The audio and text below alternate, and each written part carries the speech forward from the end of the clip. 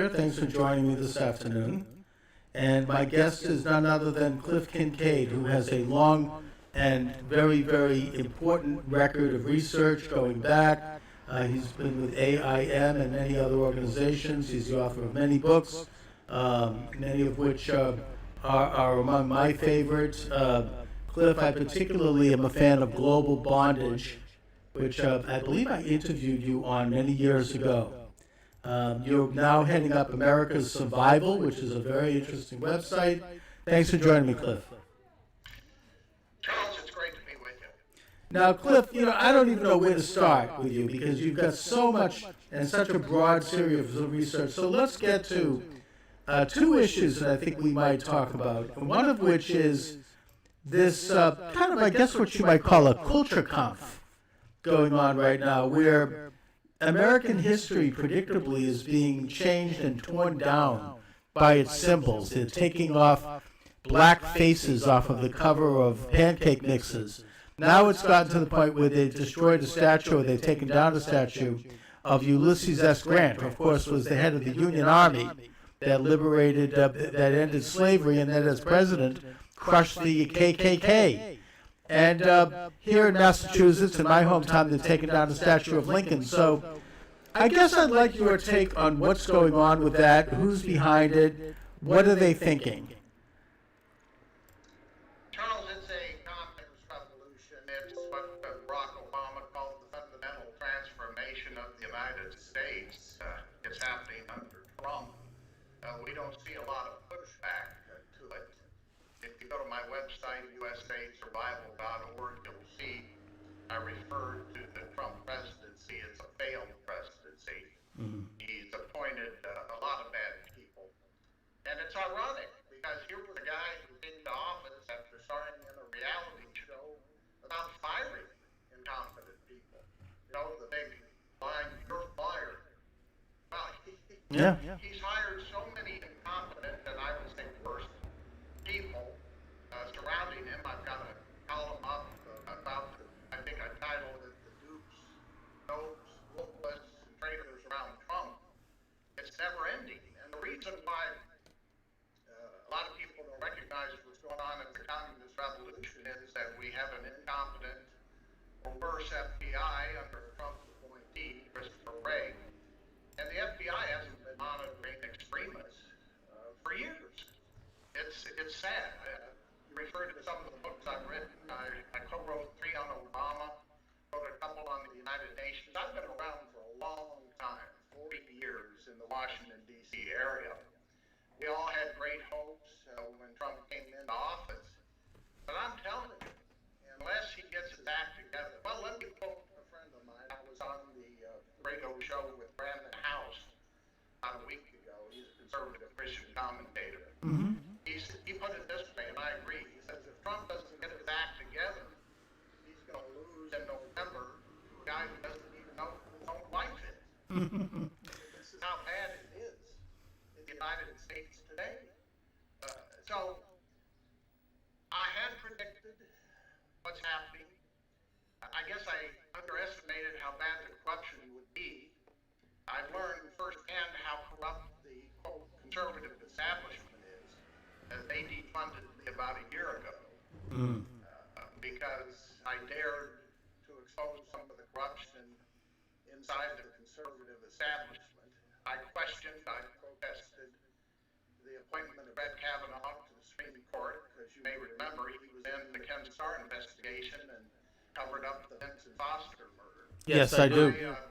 I opposed the Neil Gorsuch Trump nomination. I said the guy can't be trusted.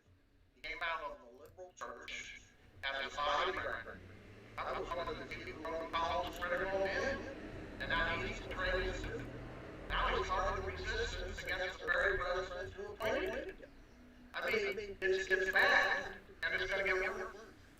It certainly doesn't look like President Trump has been the conservative leader that we'd hoped for. I'm not quite ready to write him off yet. I think that given what he's been dealing with from the day he stepped into office, which is literally a coup d'etat, and a whole rotten underground effort that includes obviously Democrats, but also the sort of the mugwump Republicans, the Me Too Republicans.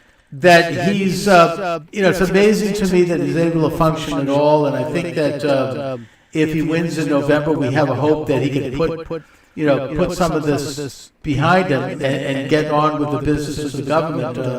I'm hoping, again, this is pure conjecture on my part, but, he's all we have. This is, it's either that or we're going to have a revolution in this country. I mean, I don't know. I think that we have to get behind him, as flawed as he is. That's the point of view. And look, we got 4.5 months of the election.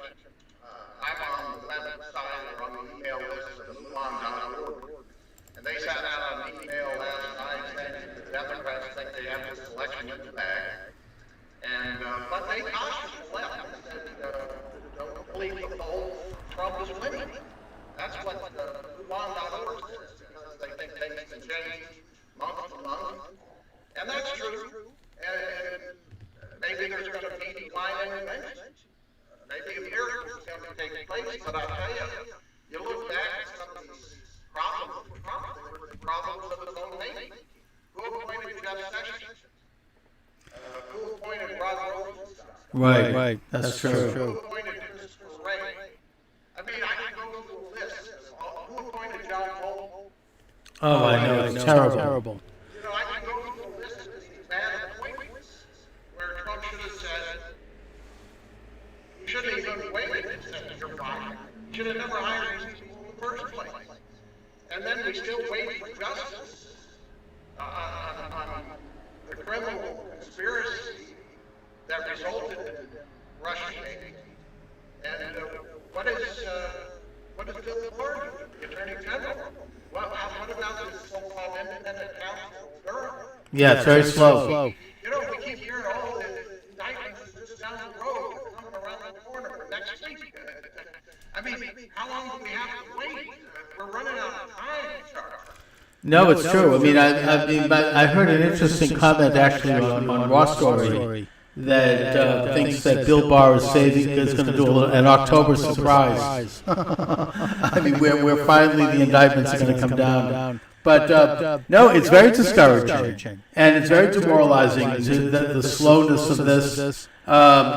It's hard to fathom. I mean, I think that Trump is a pragmatic figure as a businessman who wants to get things done and is willing to compromise to get it done. So yeah, I mean, he's kind of hopefully a bridge figure in terms of helping, working the establishment while it's our job as conservatives, hopefully joined by well-meaning liberals, to sort of bring back the constitutional system and expose the corruption to enough people that there can be a critical mass, that he can have a mass support to take efforts. But I get the sense that he has somewhat of a siege mentality over there. He feels like he's, almost operating alone. I mean, it's amazing to me, given the absolute propaganda and agitprop of the media since he's been in office, has been so blatant.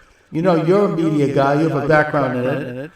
It's unprecedented that you have the major networks running these stories based on one anonymous source, and then once it's exposed, they throw their hands in the air. Okay, fine. Then they go on to the next one. And it's so openly and brazenly ideological. I guess that a question that comes up in my mind, Cliff, is that why is it then, if Trump is such an establishment figure, and if he is, kind of someone who wants to play ball so much, why are they so hell-bent on getting rid of him? I think they do want to get rid of him because it challenges the power of the globalists. And I haven't given up, but it saddens me when it takes over 3 years for Trump to all of a sudden issue an executive order on social media censorship. Because it happened to him. Right. Censored him. Well, lobbyists have been subjected to this for years. Oh yeah. Trump campaigned in 2016 on a platform of breaking up the big tech happen, except for this weak executive order that's merely a suggestion that, well, maybe down the road, repeal Section 230 of the telecommunications law. He only acts when something affects him.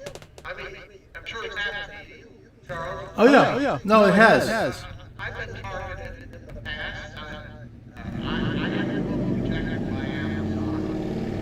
I was targeted by years ago. Southern Poverty Law Center, the Council on American Islamic Relations as an extremist. I was censored. The conservative movement, so to speak, the establishment conservative movement, has worked to defund me because I'm independent. I don't follow the line. I'm still around. I'm still fighting. Yeah. People can sign up for free. But now, look what happened in the last years. We've got this website, the Federalist, linked to the McCain family fortune, run by Ben Domenech, who is a plagiarist, documented plagiarist, who's got some money somewhere, and all of a sudden he's writing because Google ads are threatening to cut him off. He's not going to get a few crumbs from the platform, from the Google platform. Well, my gosh, and this is all of a sudden a big story. This kind of thing is going to happen. I don't take ads on my life. I just take donations from people who may want to support me.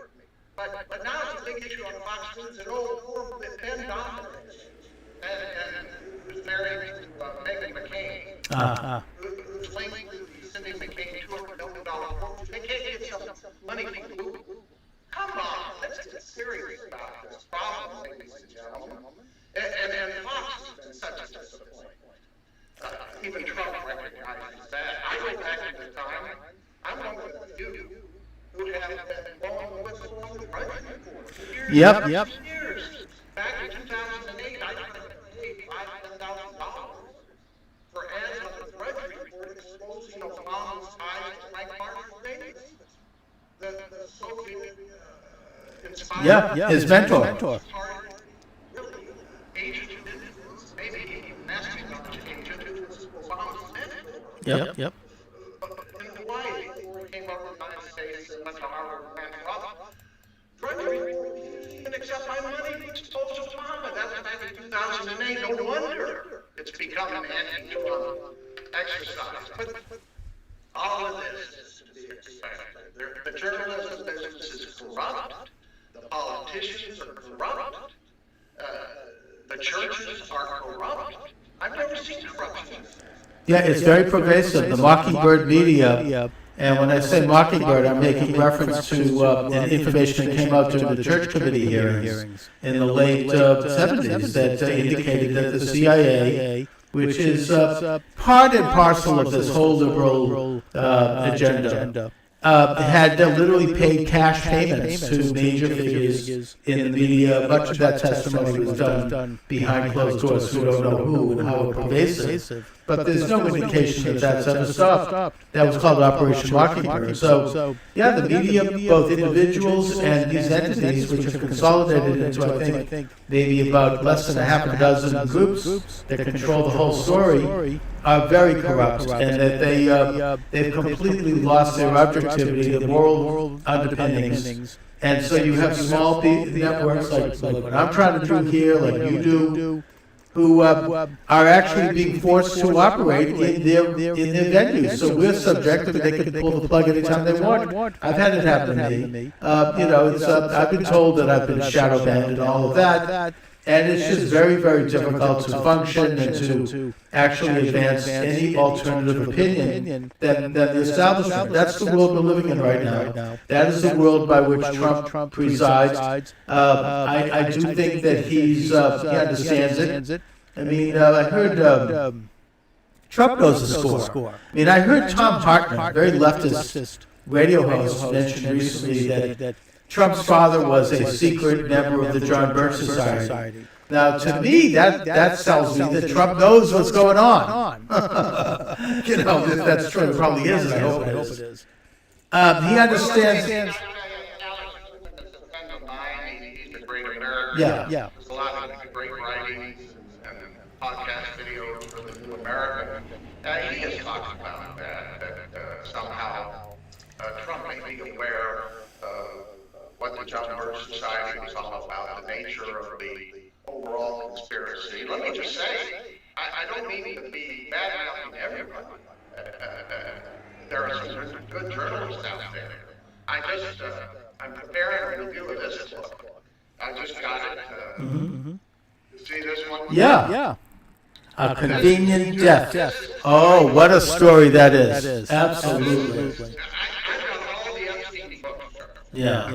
This is by far the best one. It's excellent.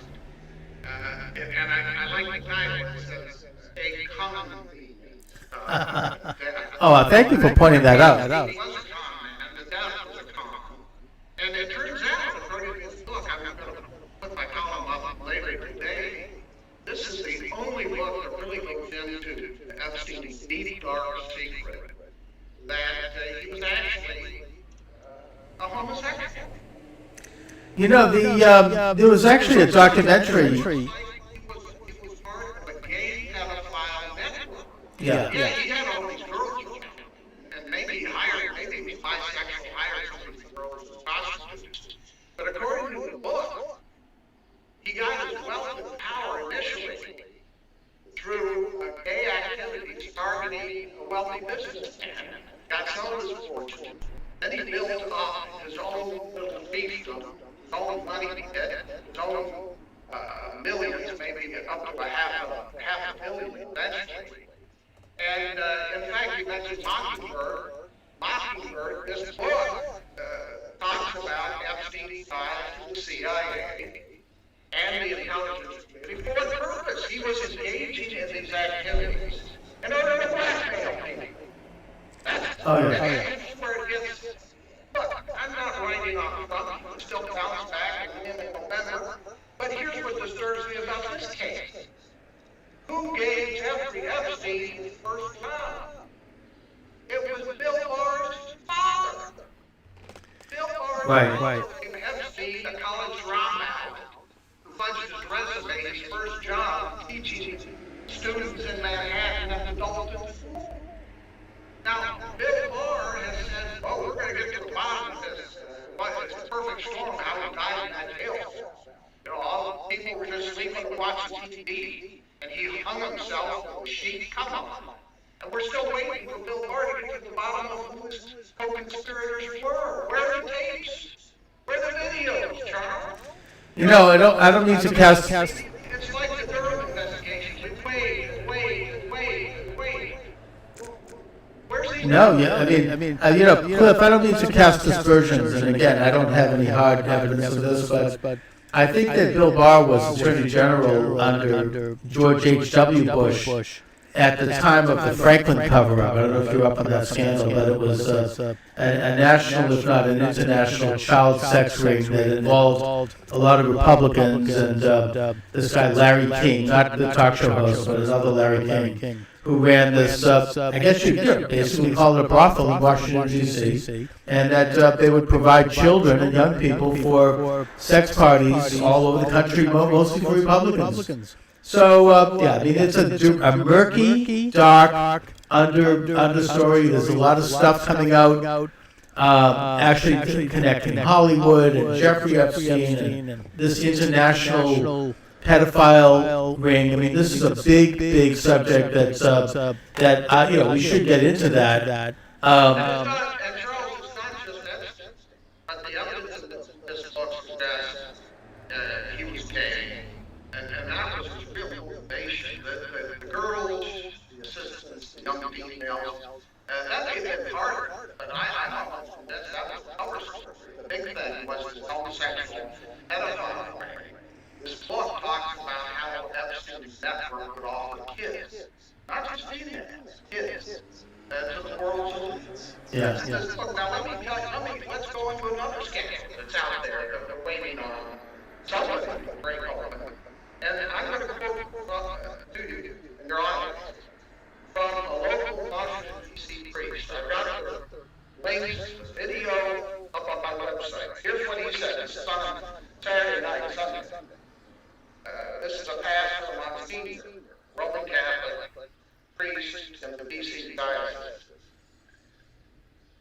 Quote, the church is now engaged in a cover-up of the predatory sexual activity and corrupting practices of Theodore McCarrick, who once served as our archbishop, who has now been thrown out of the priesthood. But who promoted it? This is a priest asking these questions. Who promoted it?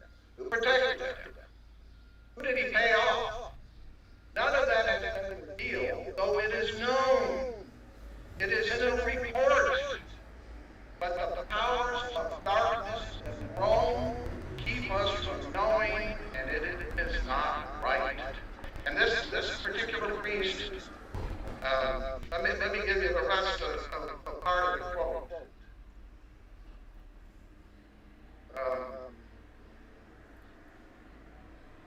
And this is going to be a good one. Mm-hmm. He says, when I read, this is a priest, an active priest in a church in D.C. He says, when I graduated from high school 61 years ago, entered the seminary, and then the priesthood, I never imagined that the church could be as corrupt as the church has proven to be. And he went on to point out that a lot of these Catholic dioceses around the country are going bankrupt. Why? Financial settlements, sex abuse. Right. Oh, yeah, that's a big story that goes back to in Boston. That story broke with Cardinal Law. And that the problem, I think, with the Catholic Church, as much as I admire the Catholic Church, is that it's a closed society, it's a secret society, it's a hierarchy, and when you have a situation like that at such a high level, and at such an international level, that it only takes a little corruption to get into the system that can really corrupt the whole thing. It's like the old saying, a few bad apples can ruin the whole bunch. And I think that they need to find a way to clean up their own Augean stable, so to speak. And that yeah. Spotlight investigative team that exposed the horrible sexual abuse and corruption there. But we need more journalists like that. We're going to dig, like the authors of this book, dig into the church, dig into the Epstein network, dig into the Department of Justice, the CIA, and the intelligence community. Because the corruption is so deep. And we're talking about victims here for kids. Oh, it's despicable. Donald Trump ought to be in the Oval Office pounding on the desk for answers to all of this. Now, I understand, Cliff, in defense of Trump, that, and again, I can't verify this, but my understanding is that Trump is going after this problem. I mean, if you take a look at the average number of people convicted of sex trafficking crimes and other crimes during the Bush and Obama years, it averaged about 200 to 250 a year. When Trump became president, that figure skyrocketed up to about 2,000 a year. And there's rumors, and again, I'm not verifying this, that it's been suggested that that because this is why you have like certain people in the media, some of these late night idiots like Kimmel and Colbert and them, and actors like De Niro and Baldwin and these people, why they despise Trump so much, and why they go after him in the ugliest, most vicious way that ever. It's because he is going after this problem, and that they are afraid that they might be caught up in that scandal. Well, maybe not. I just, all of this is speculation. I want to see some indictments. I want to see these efforts cleaned out. I want to find out who killed Epstein. Why isn't McCarrick being indicted? Why is the Roman Catholic Church under Pope Francis covering up the nature of this abuse? As the priest said, who was part of it, covered it up, who got paid off. I mean, what is Bill Barr doing? All that President Trump can do after a church 1 block from the White House is burned out by the communist protesters who walk across the street and holds up a Bible. Oh my gosh, I believe the Bible. I want to see the Bible mentioned too. But we need troops in the cities to stop the burning and looting. And Trump he's always been a victim of the deep state. Now he's got, as he said in his social rally character assault by the military-industrial complex. He's got a Defense Secretary, Mark Esper, that openly is insubordinate. He says, we're not going to deploy the troops. Forget what the president says. And then we got the Joint Chiefs of Staff Chairman, Mark Milley, doing a little video saying, I should have been part of that bubble bomb in front of the church. Openly insubordinate. This is like 7 days in May. That old movie, except now, the goals are the military brands. No, it's, I mean, President Truman fired MacArthur for a lot less than that. You know, it's, This is the point. What happened to that old Trump and the old reality show, The Apprentice? You're fired. Why hasn't he fired Esper? Why hasn't he fired Milley? Why did he hire? That's right, fired. And here's the sad thing about the campaign. And I have to call him up, I think I referred to it as number. His 2020 campaign chairman, Brad Parscale, is controlling Terrible. He's lost so many elections for some of these people, that's crazy. Yeah, he put $300 million in Mitt Romney campaign. Look what Mitt Romney's doing today, marching with Black Lives Matter. Although he did have one good, funny comment, I thought that might work for the election. He said the best way to defeat Joe Biden is to get him out of the basement and make him talk. Bring him up for debates. Yeah, that's right. He won't. But the more the public can see him. He's not going to debate. He's going to refuse to debate. Sure. No. He'll just post right in.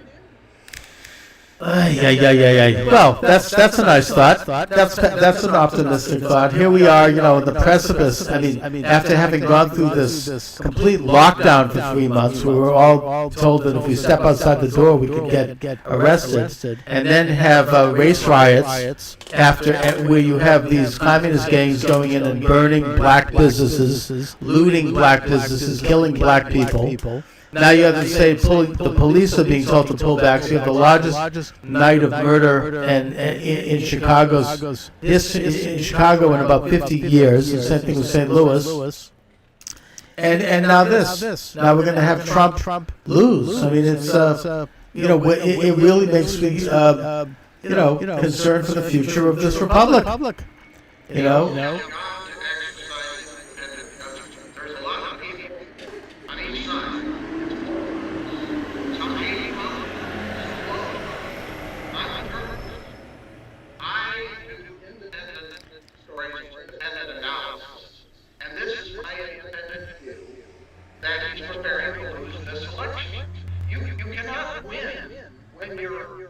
When your campaign chairman, Parscale, controls somebody like Karl Rove. Karl Rove is the guy that told Republicans when Obama was running, don't call him a socialist. No, don't do that. That's terrible. I mean, that was an election that should have been won.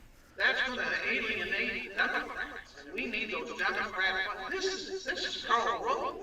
And when you have that kind of guy coming into the White House, advising the Trump campaign, I say they're preparing to lose.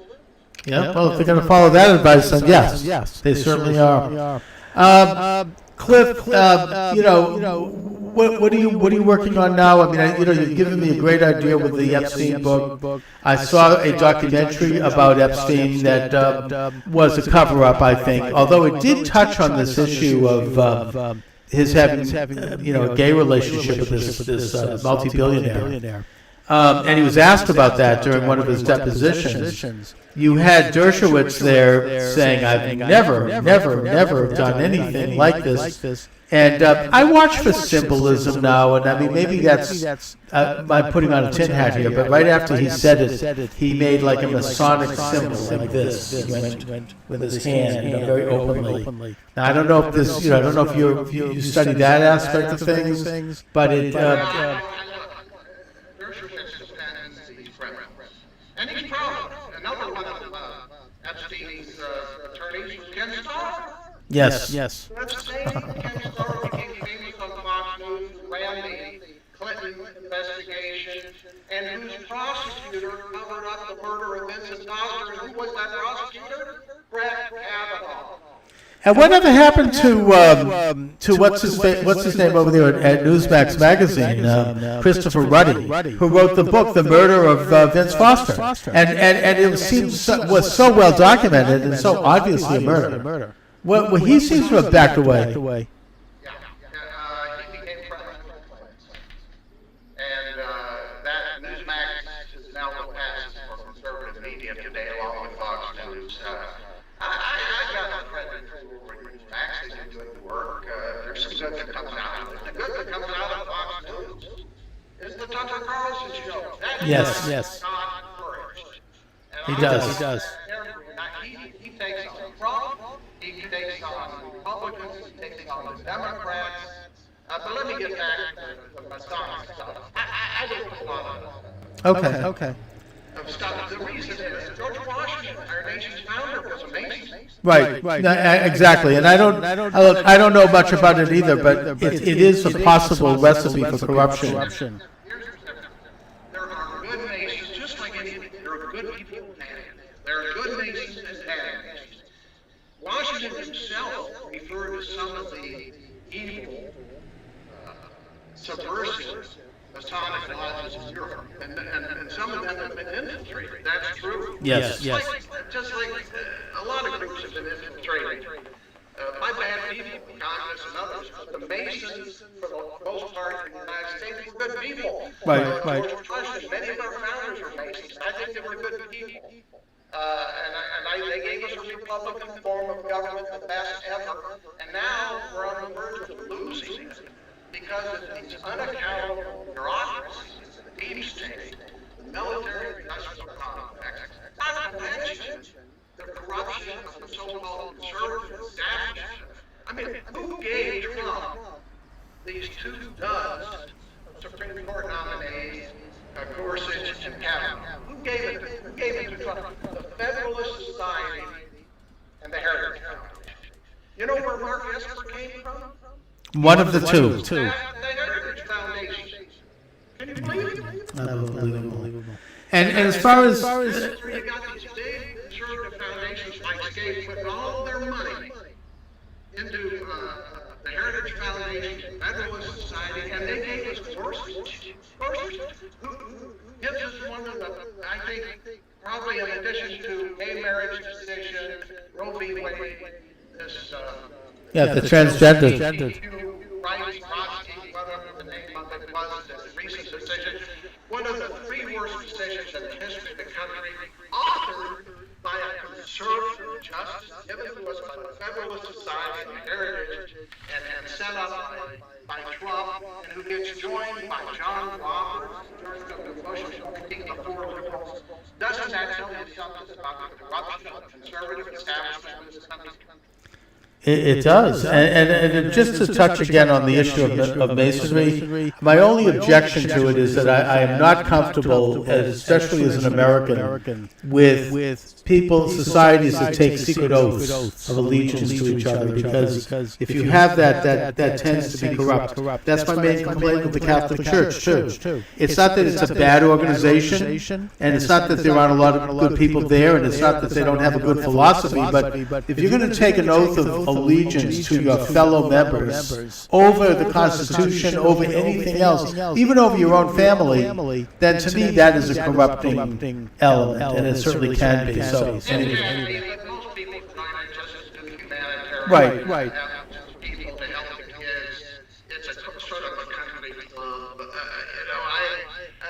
And as I say, people like George Washington, our nation's founder, recognize it as bad. He did. Mostly in Europe, but he said the American Masonic Lodge Was not infiltrated. Yeah. And so let's, there are conspiracies out there. Communism is an open conspiracy. Oh, sure. This is why meeting Christopher Wray of the FBI, and with Trump himself, who says, why would they declare Antifa a terrorist organization? Antifa is just one of probably 20 or 30 of these communist groups out there, and Antifa is only relatively recent.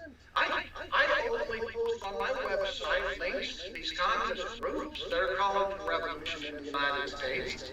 And why don't the FBI agents go after them? Because some of them you can trace back to Barack Hussein Obama.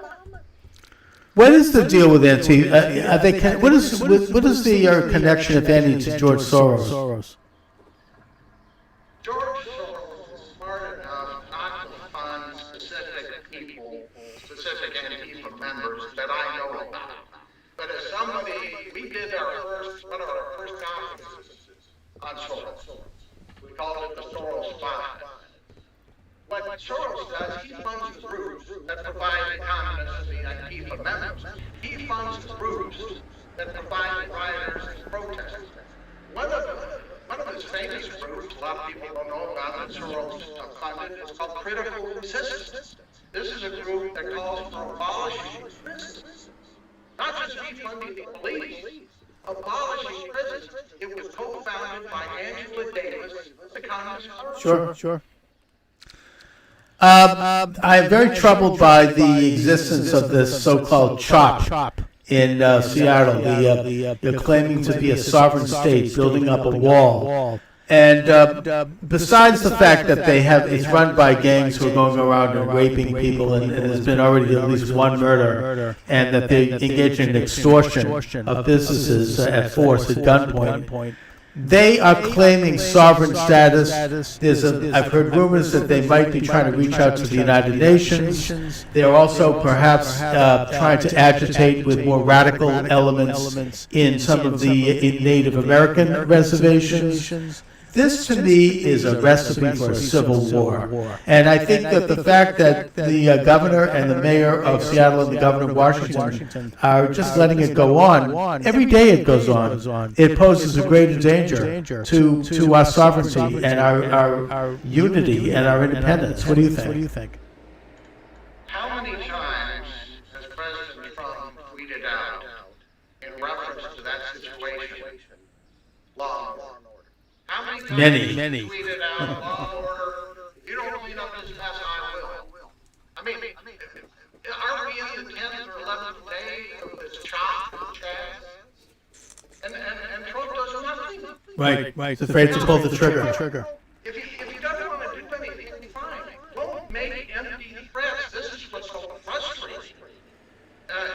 If you don't intend to clean up this mess, stop the burning, stop the groups from turning these statues, then just keep quiet, Mr. President. And, don't get our hopes up that you're going to save the country just by tweeting out some threats. I'm frankly, Charles, Yeah, it is discouraging. I mean, I would hope. I actually don't think the answer is to call out the army, but I do think that there's a way to starve them out. And just sort of put a ring of steel around it and let them, come out with their hands up eventually. I mean, but something has to be done. To let that fester like that is it creates a fact on the ground, so to speak, and one that's a very dangerous precedent. Yeah. I'm sure a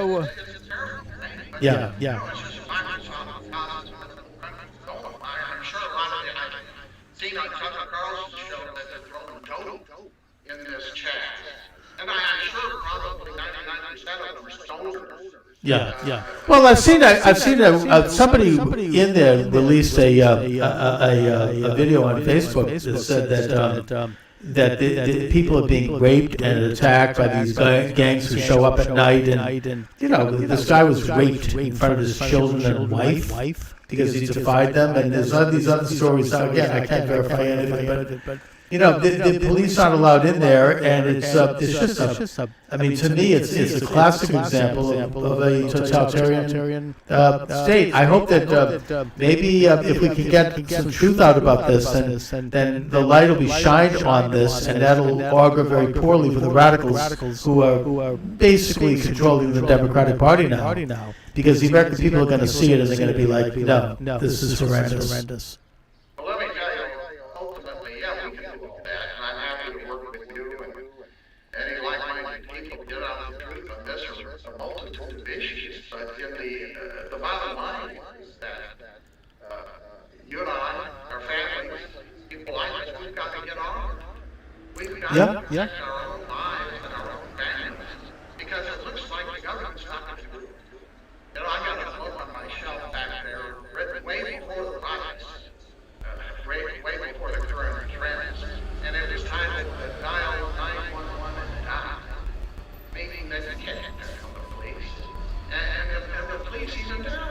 Yeah, yeah. We're calling in sick, they're not going to be deployed, the mayors won't let them clean up the mess. You gotta, ladies and gentlemen, protect yourselves. Use your heads and understand. Get to a place that's safe. Especially now that they're going to replace policemen with psychiatrists and social workers. Anyways, We know in California now they're trying to put limits on the amount of ammunition you can buy. right, but yet there's been a huge upsurge in gun purchases, including particularly in the minority community where they really need to do this and to figure out how to protect their families, because they're going to start to defund the police. That's going to be a disaster. The drug gang, everyone will be caught in the crossfire of drug gangs. Anyway, Cliff, let my listeners and viewers know how they can read your excellent work and your website and anything else. Appreciate that, Charles. It's great to be on with you. My website is usasurvival.org. usasurvival.org. There should be a pop-up that asks you to sign up for a newsletter. If not, just fill out the contact form at the top. And I don't sell books directly anymore. A number of my books, Free on Obama, are available through Amazon. My old UN books, you were so kind to mention. Yeah. One of those, they're basically out of print. I do have one, Global Taxes for World Government, which I have made available as a PDF. I think that's up on my website somewhere. If you can't find it, just email me. Kincaid, K-I-N-C-A-I-D @comcast.net, and I'll make sure you get access to that. But my website's free. If you want to donate, if you want to help us, I'd like to start a show, if I could do a show like this with you on a regular basis. Absolutely. We had a very good TV show at one time. We even had it up on Roku. And Roku's a good venue. It's run by a good conservative too, by the way. unfortunately, I've gone through a lot of these attacks over the years. All of a sudden, I got threatened with lawsuits. Oh my God! I A lot of our activities in order to prepare for defense drain our resources. We'll be operating on a skeleton basis now. I'm a volunteer. But we do it. I do it because I've been in this business for 40 years, and I don't want to see the country go down the crap. I saw your page on the Southern Poverty Law Center, and it was filled with a lot of crap. I mean, it was just ridiculous. And it was so blatantly political. Oh, he's taking positions on this and that and the other thing, which is true. But why are they, it's like, so, I mean, isn't this a free country? It's ridiculous. I mean, these kind of attacks. Trying to drive people out of business, ruin their lives, drive up their income. I don't, like I said earlier, the fact that one website doesn't get some funds from Google Ads, big deal. They're not Google in the first place. I mean, they got access to the McCain family fortune anyway. Ladies and gentlemen, keep your mind about you, keep your head straight. Understand how probably 95% of what you see, read, and hear is beside the point, irrelevant and trivial. Well, Chris. Go to reputable, reliable sources of information like my page, yours, and your brand, and spread that. Exactly. Well, Cliff, next time I have you back, I'd like to talk a little bit more about alternative media and where one can develop, their